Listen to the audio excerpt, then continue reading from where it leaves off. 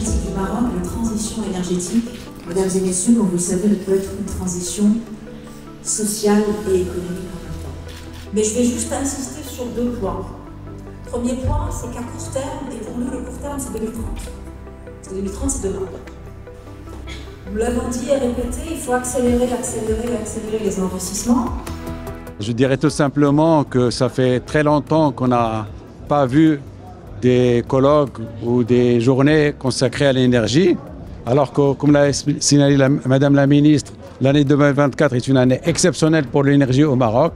Il a fallu absolument en parler, il a fallu absolument concrétiser ces discussions qui rassemblent des experts, des décideurs, des investisseurs mondiaux, internationaux et marocains.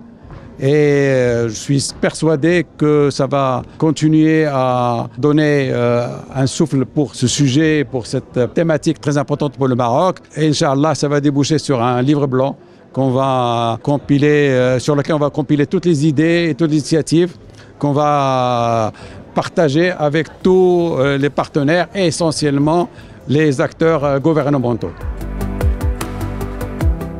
La filière hydrogène vert au Maroc peut être plus qu'un nouveau métier du Maroc, mondial du Maroc. Pourquoi? Parce que l'hydrogène qui va être produit, une bonne partie va être exportée.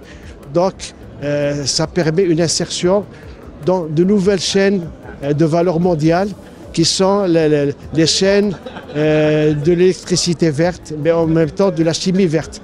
Mais en même temps, ça peut contribuer à la décarbonation de l'économie nationale. Les évaluations qui ont été faites ont montré que nous avons beaucoup d'opportunités au Maroc pour nous engager dans cette filière et nous sommes reconnus à l'international comme étant compétitifs dans ce domaine. Il y a de grands défis.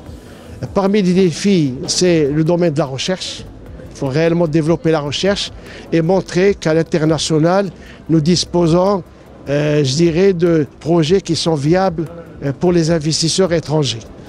Il y a le domaine des infrastructures aussi, parce qu'il ne s'agit pas seulement, je dirais, de produire de l'hydrogène vert, il va falloir industrialiser les électrolyseurs, il va falloir former toute une génération et qui permettrait par la même occasion de contribuer à la transition énergétique du Maroc. Sur le plan réglementaire, là aussi, c'est des défis qui sont énormes parce qu'il faut que l'hydrogène qu'on produit soit un hydrogène qui est traçable, qui est reconnu au niveau des instances internationales et au niveau national. Là aussi, il faudrait qu'on ait un cadre réglementaire assez contraignant pour accompagner le développement de cette filière. Enfin, la question de la gouvernance, je crois que c'est la clé de succès la plus importante du processus. Il faut mener ça de façon très minutieuse, avec une planification sur le très long terme et une coordination étroite entre tous les intervenants. J'étais néanmoins au Maroc il y a quelques semaines au sein de la délégation du président de la République Emmanuel Macron en octobre.